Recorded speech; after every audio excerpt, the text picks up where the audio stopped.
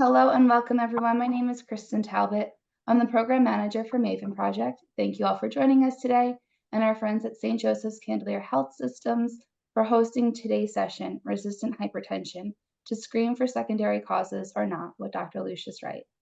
After fellowship, Dr. Wright became medical director of the dialysis unit at Brooke Army Medical Center and then director of the Nephrology Fellowship. After separating from the Army, he went into practice with the Jackson Clinic in Jackson, Tennessee, where he established a nephrology service and eventually grew it to 6 physicians.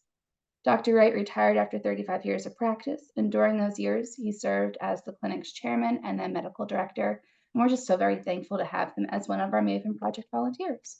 So, Dr. Wright, when you are ready, please begin. Good afternoon, everybody. Let me kind of do a little bit of what Kristen did and start with some basics. What I plan to do in the next 30 minutes or so is to present a case to you, talk a little bit about how to think about it, some data on screening for secondary hypertension, and it's particularly in resistant hypertension cases, and then save maybe as much as 30 minutes for conversation, because I found over the years that the Zoom format is useful but limited in terms of our ability to talk about cases unless we have the microphones on and all that kind of good stuff that Kristen can manage for us. So before we get started, I do have to point out that this one says the David Geffen School of Medicine because I forgot to update the slide, but basically it says that I have no financial relationships to disclose. We're not talking about anything that's not approved, and it's approved by MAVEN for one AMA PRA credit. What I want to do this afternoon is talk about 4 different things: understanding the definition of resistant hypertension, understand other things that can cause what appears to be resistance or what you might call pseudo-resistance, understand the principles of drug management and non-drug issues that need to be addressed to make sure that you're getting the best effect, and understand some new data on the prevalence of hyperaldosteronism and its implication for treatment programs. As I say, we're going to start with a case. And this is a real case. It was several years ago, but a real patient that I saw in the office initially. He was a 24-year-old white male who was visiting his father in the hospital after a stroke on the father's part. And an alert nurse asked him if he'd ever had his blood pressure checked, and he said no. So she got a blood pressure cuff and checked it, and got a blood pressure in our patient at 190 over 125. She told him it was quite elevated and he ought to get in to see a doctor and get it further evaluated. He did check in with his dad's primary care doctor, who saw him the next day, started him on hydrochlorothiazide 25 milligrams a day, and had him come back for follow-up. His blood pressure remained elevated, and then he added medications from the sample drawer because our young man had no insurance. And he ended up on hydrochlorothiazide, a beta blocker, and a calcium channel blocker, but his blood pressure still stayed about 170 over 90. So he sent him to me for further evaluation to see what else we could do. He had a negative history, did not smoke, did drink the occasional beer, denied illicit drugs. Family history was positive for hypertension, of course. Physical exam showed a normal fundoscopic, no edema, no cardiomegaly. And his blood pressure was 170 over 90 with a weight of 134, and there was no orthostasis. Primary care doctor had done some laboratory work on the first visit, and it showed a normal CBC, urinalysis, and chemistry profile, and I did not repeat it. So the question we want to talk about today is, does he have resistant hypertension, and should he be screened for secondary causes? Bear in mind, he's like most of the patients you see. He's got resource limitations, but he is a young guy with significant hypertension, and we'd hate to miss something.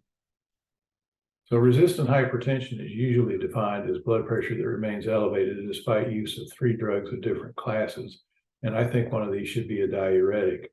A parenthetic note here, I've noticed that diuretics have fallen out of favor again, and many people think they can manage blood pressure without diuretics. While that's true in people with a simple 1-drug hypertension, it's not necessarily true in people who have complex hypertension.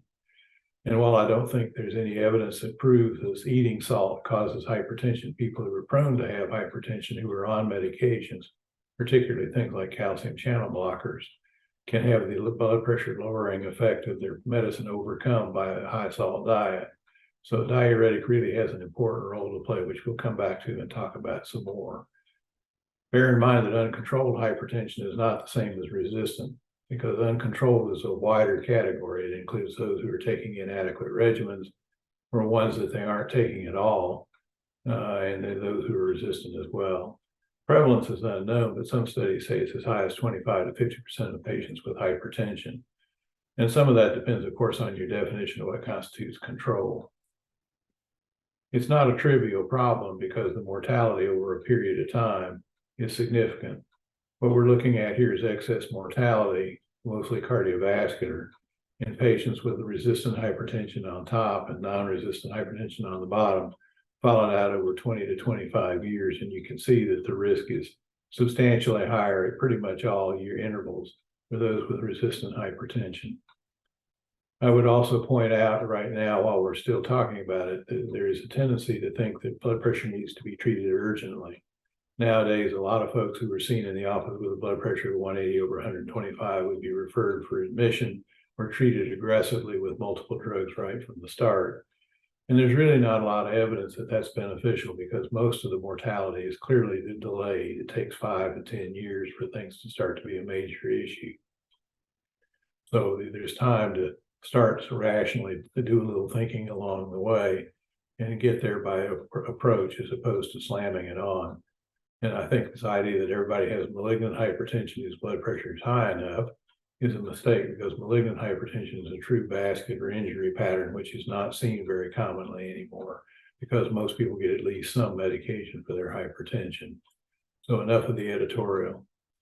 Patient characteristics associated with resistant hypertension included the older age group, particularly systolic hypertension in them.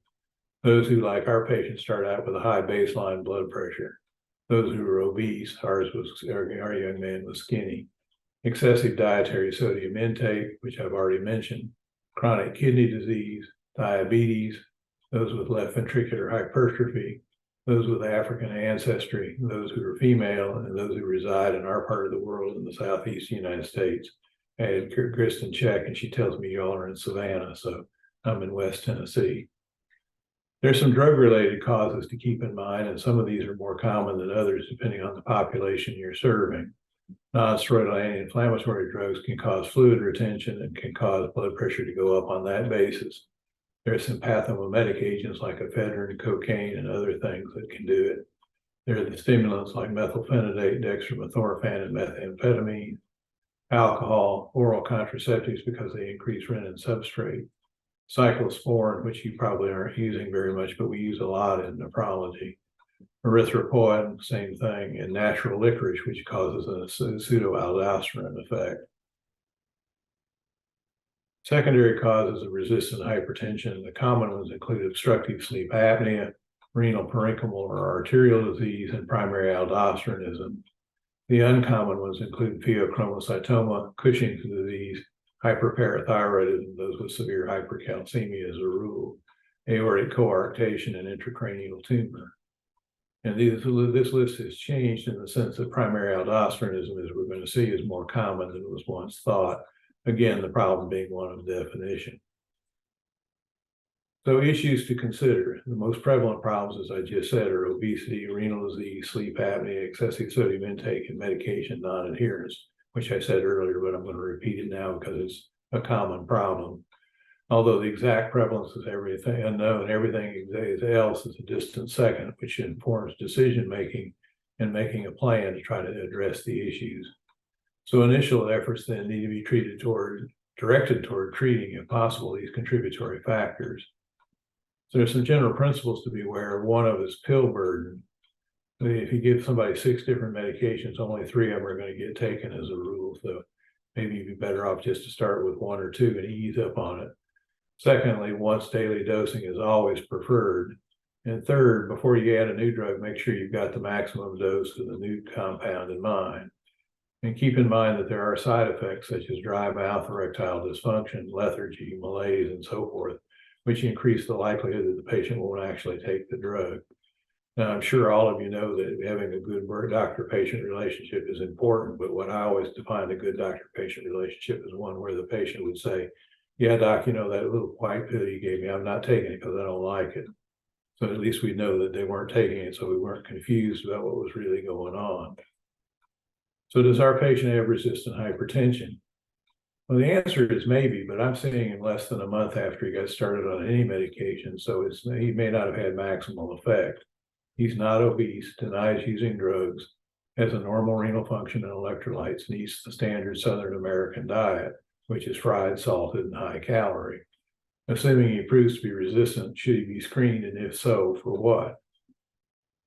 So some things to know about screening. And this part is a little dull and technical, and I can't find a way around it, so bear with me while we work through it. And if you get lost, consult the slide deck that is going to be made available if it hasn't already. This is the proverbial 2x2 square, and what you've got in A is people who have the disease, which is the truth across the top, and people who have a positive test, which is on the y-axis, if you will. B is the people who have positive tests but don't have the disease. The C is the people who have the disease but have a negative test, and people who don't have the disease and don't have the test is in D. Now, we all kind of know that, but I find that we forget it because these things can be rearranged into various formulas, which can maybe another way to look at it. So the sensitivity of a test is going to be the people who have the disease with a positive test divided by all the people who have the disease. Specificity is the people who don't have the disease who have a negative test. So how do you know the actual thing? So you have to know the positive predictive value, which is slightly different rearrangement, which is A, the people with a positive test, all the people with a positive test who have the true disease. D is the people who have a negative test and who don't have the disease. Both are sensitive to the prevalence of disease in the population. And that's the part that's dull. Here's the part I want you to remember. The relationship between disease prevalence and predictive value of a test with 95% sensitivity and 95% specificity, which is lab tests go, is really good.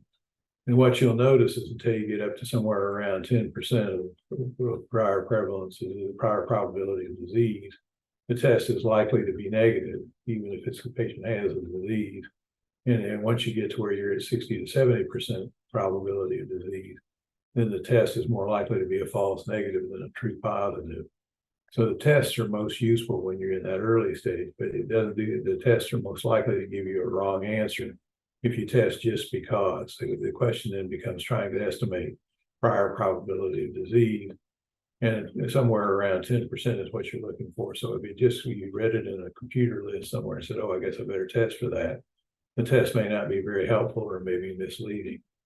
On the other hand, if you said, this kind of makes me wonder if this patient has hyperparathyroidism, for instance, maybe I better think about checking the calcium. And then that's a different kind of thing. That's generally when you're starting to get into the positive probabilities. Some prevalence estimates. These are what the prior probability of disease would be in the population we're talking about. Perhaps 5% of young adults with hypertension, who are usually white and often female, usually have fibromuscular disease, but 95% of young adults have essential hypertension, which means we don't know why they have it. 15 to 20% of older adults usually have atherosclerotic renal vascular disease associated with generalized vascular disease. The screening is probably not indicated unless the blood pressure is resistant to control, or there's excessive orthostasis with threats to perfusion of critical vascular beds. We'll come back to that point in a bit. Middle-aged adults, which means people who are probably between 30 and 40 and 60 and 70. Perhaps 10% of these patients have hyperaldosteronism being the most likely cause of secondary hypertension. So these are the ones to think about. Let's talk some more about hyperaldosteronism. Why would you want to make the diagnosis? Well, here again, we have evidence from a relatively old paper that shows that patients who have primary aldosteronism have a much increased incidence of coronary artery events, strokes, sustained arrhythmias, and peripheral arterial disease compared to patients who have essential hypertension. It appears to be a more malignant process, if you will. It's more common than previously thought. And the classic test is an aldosterone to plasma renin activity ratio greater than 21 points to excess, but there's a range of results. The aldo levels need to be high, and you'd hope the renins are on the low side. But we're always giving these people drugs at the same time, which can move up the measurements because of the effect of the drug. So confirmatory testing is required, which gets complicated and not something I would recommend you try to do. Looking for non-suppressibility of aldosteronism. localization, if you're going to do it, it's best it's done with high resolution CT scanning, but screening with CT scanning is not useful. And serum potassium levels, the classic thing we used to talk about, is commonly normal in people with a established disease. Or said another way, they have both poor sensitivity and poor specificity. This is a paper from 2020, which you just kind of get the flavor here. Untreated normotension, looking at 24-hour urine aldosterone excretion. What you can see is that the untreated normotensive patients, some small fraction, have very high levels of urinary aldosterone excretion. Untreated stage 1 hypertension, probably about the same as in the normal population. Untreated stage 2 hypertension, probably a little bit more. And people with treated resistant hypertension have a much higher increase in hyperaldosteronism. So the point I'm trying to get at with this slide, which is hard to read, is to realize that in patients who have normal hypertension, even if the potassium is low, it shouldn't immediately make you think of hyperaldosteronism. But if you have a patient who has true resistant hypertension, as we're defining it here, it's something you'd want to consider. And it might be worth screening for it, or it might not. We'll come back to that point in a second. The other problem that makes it complicated is we're doing these things on an outpatient basis in a non-steady state, and it matters on what your definition of aldosterone excretion is that's toxic. So for instance, in the whole study population, you can see that the range, if using a conservative definition, is 4.8%, and it's up to 13.8% using a liberal definition. And the difference is between 15 and 10 micrograms for 24 hours. If you look at those with suppressed renin activity, it's fairly similar. So the issue becomes, what's your cutoff? With all this complication, again, dealing in a busy outpatient practice, trying to save money and take care of patients who don't have insurance, what are you supposed to do? I would suggest that if there's a clinical concern for hyperaldosteronism, it's reasonable to do a therapeutic trial of spironolactone. If there's a good response, then formal evaluation to include localization might be a reasonable next step, particularly depending on the age of the patient. If there's no response, then you need to press on with efforts in blood pressure control. The rationale for this recommendation is most of the patients I've evaluated did not have localizing tumors, so you ended up doing drug therapy anyway. And there's also some evidence for an additive effect of aldosterone inhibition combined with RAS inhibition for treating other forms of resistant hypertension. And you do this, of course, at the risk of hyperkalemia, so that's the downside of this. Let's change gears here and talk a little bit about renal artery stenosis. An unenhanced MRA using balanced status-free precession, which is a technical thing I really don't understand. It can be shown in one study from 2016 to have a sensitivity of 89% and a specificity of 96%, positive predictive value of 89% versus a positive negative predictive value of 96%. Turns out that if you look at digital subtraction angiography, contrast enhanced MRA, and standard direct angiography, they all have similar characteristics. Which one you get done depends on who you use for your referral care. In my particular case, we typically did TSA because that's what the institution had the most familiarity with. Most current guidelines do not recommend screening for arteriosclerotic renovascular disease, as intervention does not result in cure in most cases. So I'm going to come back to a point I made earlier, which is when would I consider screening?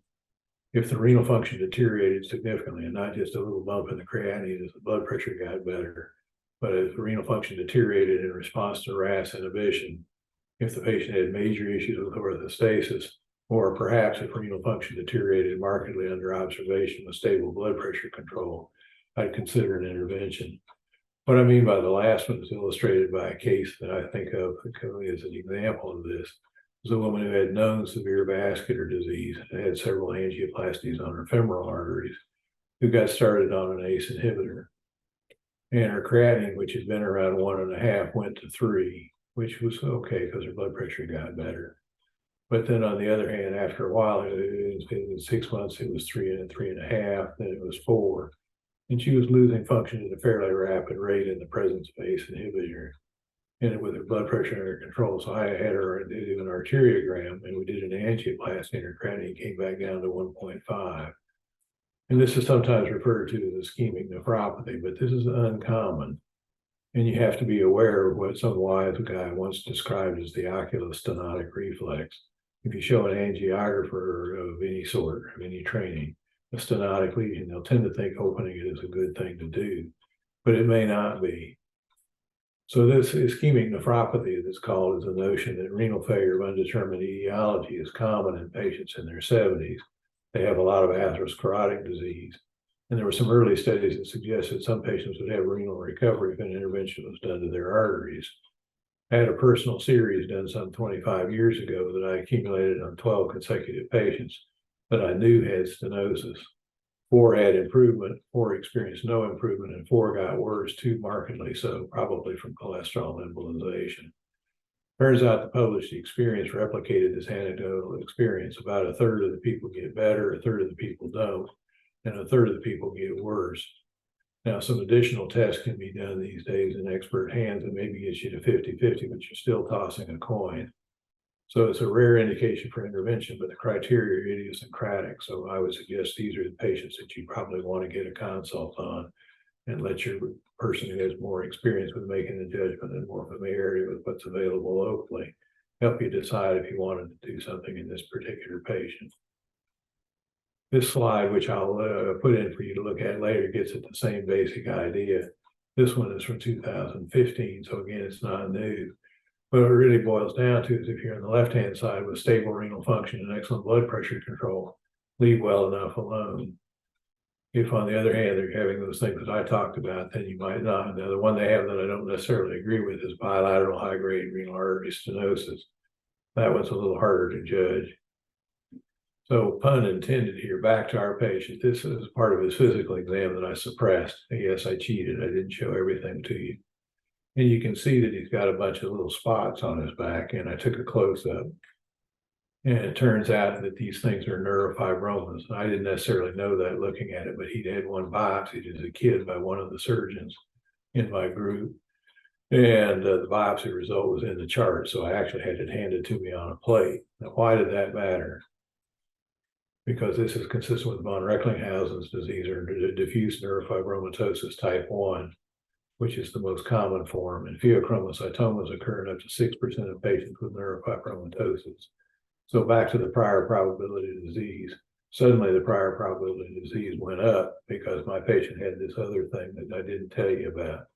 But the point here is not that I didn't screen him to start with just because. I screened him because he had an indication that pointed me to the increased probability of disease.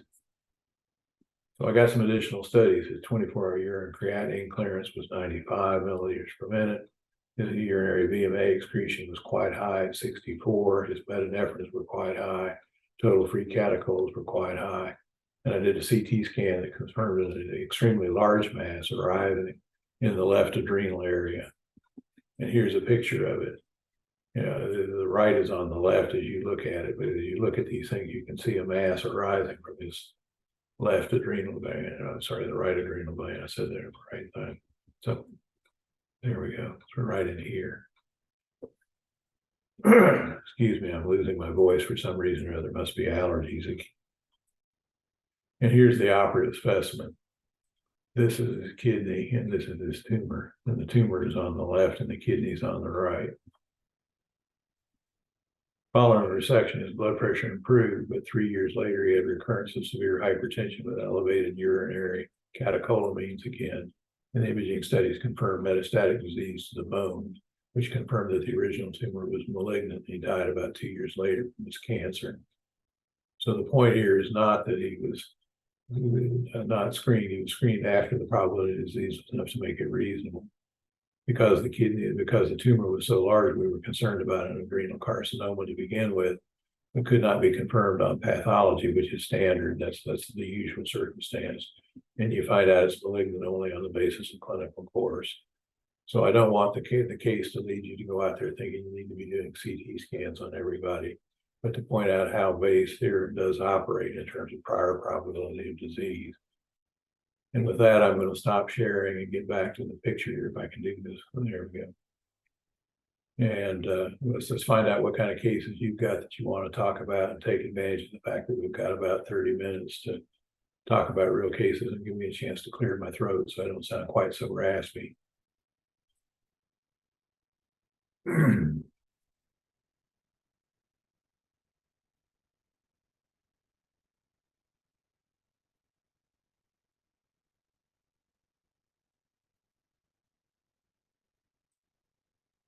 Okay, Lisa, I am going to give you the ability to unmute yourself, so please feel free to do that, and you can ask your question. Cool, thanks. Awesome, thanks so much. I have a question, which is, in your clinical experience, how much impact do NSAIDs really have on difficult to manage hypertension? Because, we have a population of a lot of laborers who have, tons of orthopedic issues like arthritis, who are not going to really get anything more than NSAIDs. Like, they don't have insurance, they're not going to go to an orthopedist, they're not going to get steroid injections, or I know that's kind of out of favor anyway, but so a lot of them are on NSAIDs. So I'm kind of, we don't, without a lot of other options for them, like we're not, going to be doing narcotics. How much should we really consider that as why we're having trouble managing their blood pressure as to some of the other things? Well, what I would suggest is that you can predict whether they're having a problem or not by how their weight changes when they're on the drug versus when they're off the drug, because the mechanism of action is fluid retention. So it turns out that if the patient weighs, let's say, 100 kilos, and you say, okay, let's start you on some over-the-counter Motrin or whatever, and they come in and their blood pressure's up and their weight's 102 kilos, then you probably have somebody who's having an impact. So if you, on the other hand, you can get the patient to cut his sodium intake down, he may be able to counteract the effect without problems, or maybe you can counteract the effect with diuretics. So it's real, but it's the sort of thing where it's like everything else in clinical medicine. You have to balance objectives. If I had somebody whose blood pressure was running 100 diastolic all the time in spite of a complex medical regimen, then I might be more worried about it. If it's somebody who's just not quite perfect, I might say, well, okay, you got to do what you got to do, but try to keep it to a minimum. And I do have to tell you a story. Some years ago, Tennessee Medicaid decided they were only going to buy 5 pills. And I had a lot of dialysis patients who had 15 pills prescribed. And of course, that includes their phosphate binders and other things. So I went through my list and very carefully tried to identify which 5 I thought were most important. And I typically took things like thyroid medication, blood pressure pills, and diabetes medicine.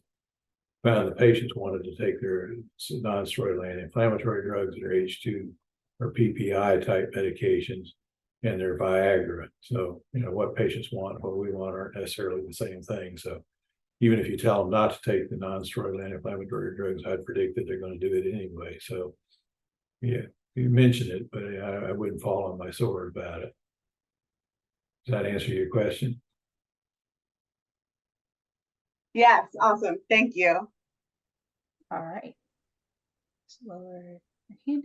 All right. Next question. What's your feeling on using beta blockers for hypertension treatment? Use them all the time. They've become unpopular too. Yeah, one of the things to know is that we have a tendency to have fads in medicine. You may not be old enough to have lived through some fads, but I've lived through lots of fads.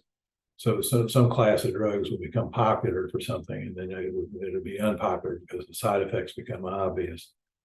And part of this is because the first studies published on any drug are glowing and positive, and it looks like the new miracle drug is going to cure something. And then the second, third, and fourth reports always show that these have unexpected side effects. Perfect example is diuretics. Hydrochlorothiazide for years was the standard step 1 dose recommended by the step therapy approach to treating hypertension in the office. The rationale was that they were cheap, generally didn't have much in the way of side effects, and seemed to be well tolerated. And it was once a day dosing. So for years, that was the rationale, but then people started noticing that it seemed to have adverse effects on lipids, maybe associated with problems with coronary artery disease, et cetera, et cetera, et cetera. So cardiologists decided to take it all off. A few years ago, they decided that hydralazine was a good drug. I'd used hydralazine back when I first started because it was one of the 5 drugs that I had, and one of only 3 that people would actually take.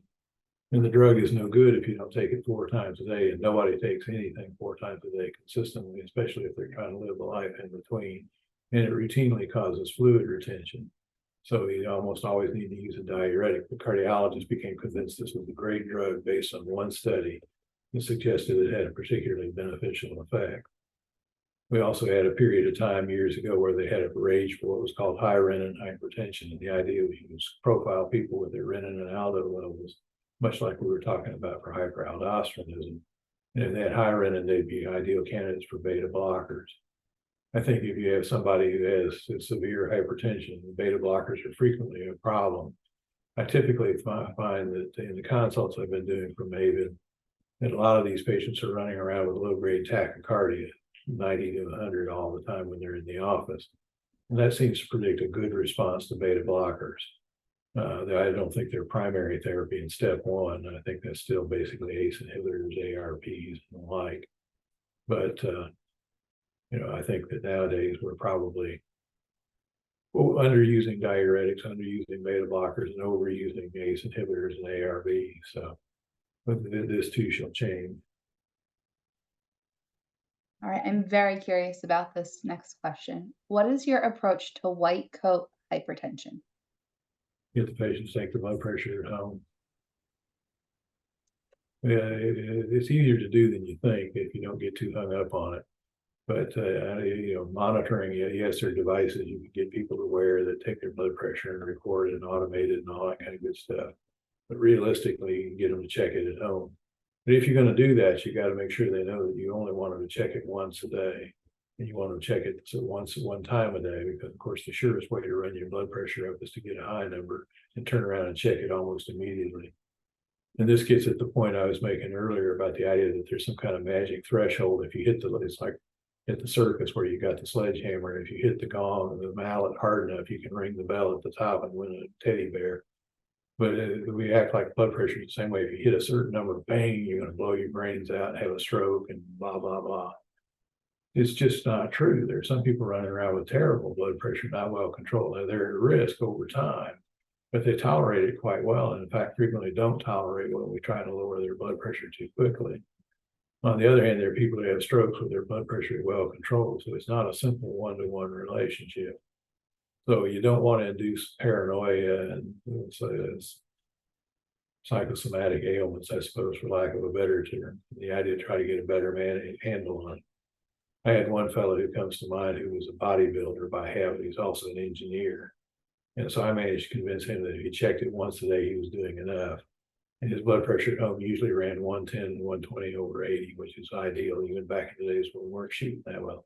Every time I saw him in the office for 25 years, he had a blood pressure that ran 140 over 90 when the nurse took it. And if I took it, it was 150 over 100. And I didn't wear white coats. So it was just the idea. He said he didn't understand it because he knew me, knew I wasn't going to do anything but tell him a bad joke. But he still got upset and got tense knowing he was coming in today. He said he could feel his blood pressure going up as it got closer to the appointment time. It's a real phenomenon. And I think trying to treat that is going to result in over-treating. So those are some things that I've tried, and whether they all have downsides and they all have issues. So there's no silver bullet here, but it's a way of trying to approach the problem. Thank you. I personally understand. I went to an eye doctor appointment and could still feel my heart. Anyway, next question is if someone is on beta blockers, does this skew the aldosterone renin ratio for screening for hyperaldosteronism? If so, how, and how do you screen then? Yes, it does. It basically suppresses renin activity, so the renin can be low, even though it wouldn't normally be that way. And if you had to put your odds on it, high renin, high aldo is the more common pattern than low renin, high aldo. And there isn't a good way to screen it because I wouldn't stop the drugs to try to do it on an outpatient basis. So, which is why I basically don't recommend screening. I recommend empiric therapy with an aldosterone antagonist. And there's some newer ones. Spironolactone is not cheap, and neither is eclarinone. Can you remind me when adrenal imaging is needed with resistant hypertension? Almost never. Same argument. Screening for a Conn syndrome, curable hypertension is just not very common. All those the graphs that I showed in the slide where you got the people who are high on their aldosterone excretion, even by conservative criteria.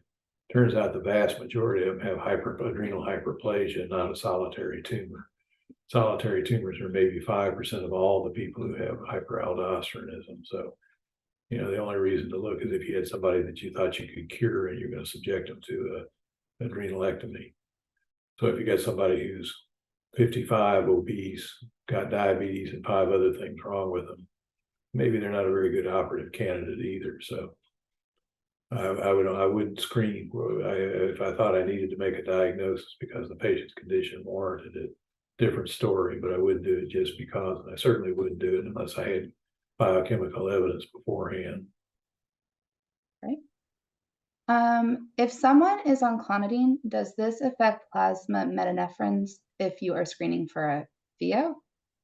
Yes. Here again, the problem is that you're going to stop the drug to take the chance of doing it. What I would probably go ahead and screen anyway if I thought somebody had a high risk. But the real issue here is that you have to recognize that if you get a borderline result, you haven't learned anything. If you get a very high result, like the young man I showed, it's easy. You can say, if he'd been on clonidine, it wouldn't have made any difference. If you get somebody who's got an iffy number, then lowish, high, but lowish, not too much above the upper limit of normal, you may have to consider whether you want to take the risk of stopping the drug to retest. And I wouldn't screen him with a CT scan or imaging studies either. Okay. All right, let's make sure. Let's hope I get this one right. How high would you go on spironolactone before considering it a failed test? It's a mouthful. Yeah, the sort of basic dose is something like 50 milligrams a day in divided doses. So 25 milligrams twice a day can even be used in people with some CKD without too much trouble. I probably wouldn't go over 200 milligrams a day without considering it a failure. In your case about the 24-year-old, you said that his father had a stroke from hypertension.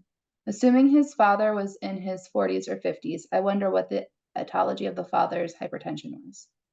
Don't know. I never saw the father. I was not consulted in his case. He didn't survive the stroke. All right. So I don't see any more questions right now, but we're going to pause. Please feel free to put them in the Q&A or use the raise hand feature and I will unmute you. So while I'm stalling, I'm just going to remind everyone on this call that when you close out of this webinar, a survey to our CME survey is going to, a link to our CME survey is going to appear on your browser in a tab. It will also be emailed tomorrow from an email from Zoom, but if you complete that survey, as soon as you complete it, you should receive your CME certificate.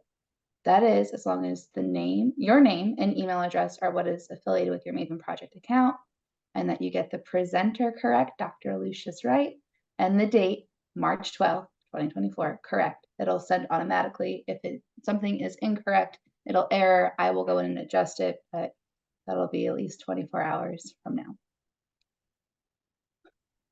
I don't see any questions, but don't worry, I like to talk.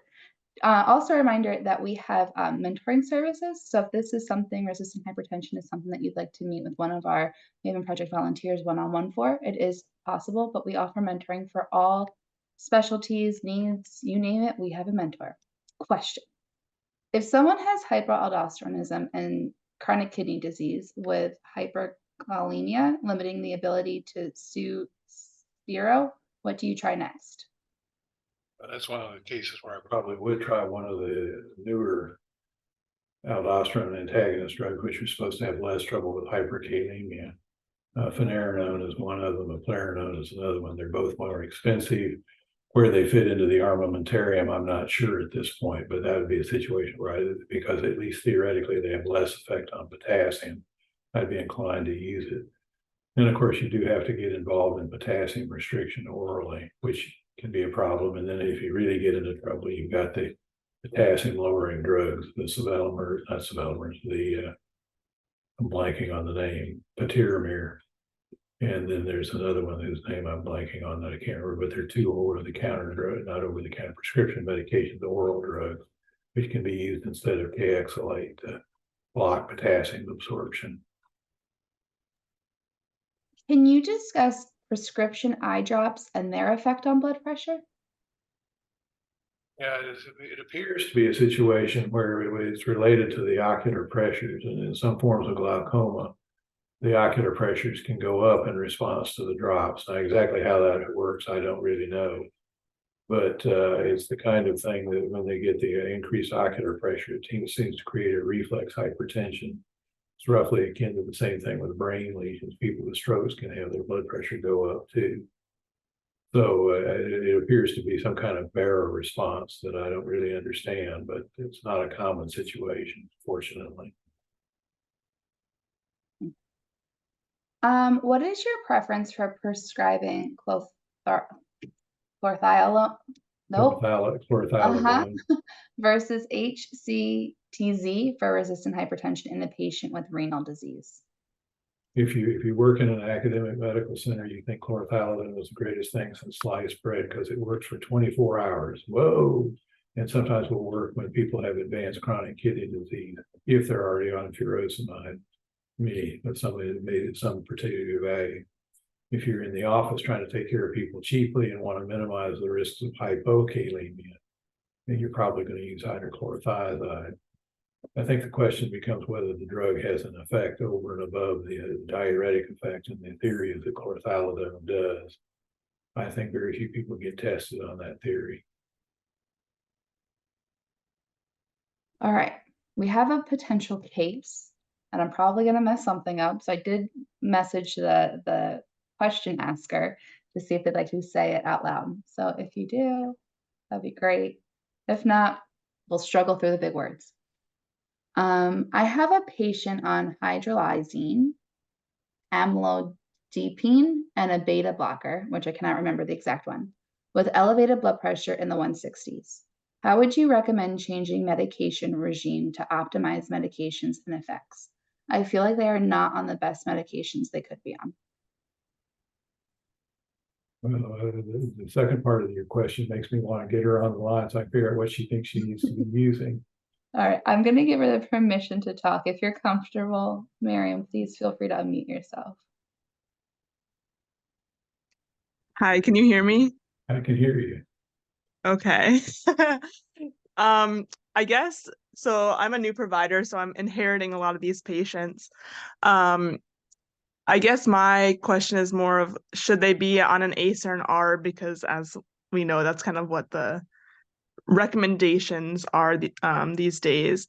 So should I be changing out the calcium channel blocker for an ACE or an ARB, or the hydralazine for an ACE or an ARB? Should I just keep monitoring him on these 3 drugs? Also, I don't know, 3 drugs is a lot for someone to be taking. Well, it depends on what kind of practice you got. If you got a practice that look like mine did, it's 3 drugs is normal. That's what is a requirement for admission, so to speak. I don't see them if they got 2. You're taking care of them already. So first off, some bias. My bias is that hydralazine is a terrible antihypertensive. It may have a role to play in certain circumstances like preeclampsia because we know it's safe in pregnant women. But it's a drug that's still looking for an excuse to be marketed as far as I'm concerned. So if you're going to use it, the advantage of using a calcium channel blocker instead of hydralazine is it's a once-a-day dose versus a 3 or 4 time a day dose. And as I've already said, I think if you're using it twice a day, you're fooling yourself because it's not really likely to be very effective. So yeah, switching them to something else, be it an ACE inhibitor or something else, is something I would be inclined to do. They also routinely cause fluid retention, which frequently increases the diuretic requirement, which can get to be a vicious cycle, particularly if your folks eat the same kind of food that my folks used to eat, which is way too high in salt. Yes, they are. Yeah, I can say I would predict that, but I don't know that. It's just a statistical observation. Mm-hmm. So what was the second part of your question? How would you change the regime? So I think with that, I would probably try to get him off the hydralazine and add in an ACE or an ARB, or maybe even a diuretic. Yeah, I didn't hear whether she was on a diuretic to begin with or not, but yes, I would certainly do that. And what I would do is make small changes. So for instance, if the patient's on 50 milligrams twice a day of hydralazine, I might drop it down to 25 milligrams twice a day and then taper it off over several days to give time for my new drug to catch up. So there'd be a little bit of an overlap, particularly if you think the blood pressure is not well controlled. But bear in mind, the issue here is long-term control, not short-term control. And I would, if I made a change, what I would do is I'd wait at least a month before I added anything else. Okay. Perfect. Thank you. Another way of saying it, I have an example. I think I can make this show up. There are two ways to drive a car. There's the guy who drives too fast in the left lane and he's got his hand sort of on the steering wheel, and maybe he's got his the steering wheel on his arm. And then there's the little old lady who drives like this. Well, driving like this isn't actually helpful at all. This can cause wrecks. So, you have to kind of bear in mind what you're trying to do. So I think we get into hurries and we want to fix it so it's all over. We don't have to think about it anymore. The blood pressure is a continuous variable. It goes up, it goes down. People get off their diets, they get stressed, they get things going on in their lives that cause problems. And we have to try to keep up with all that, but we don't have to fix it right away. We just need to kind of steer around the curves as they come. And went back up. Oh, I love your analogies. Lisa, you can unmute yourself and ask your next question.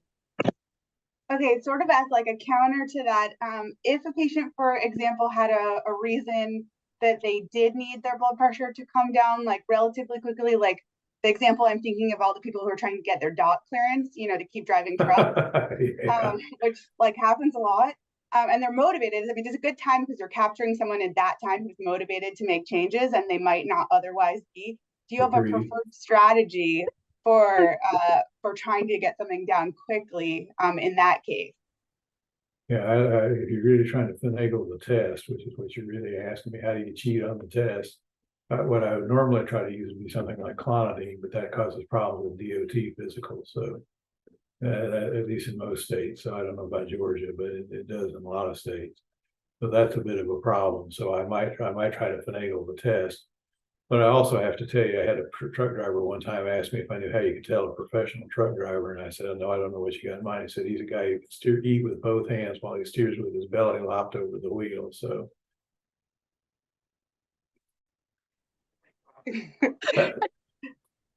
Awesome. Unmute.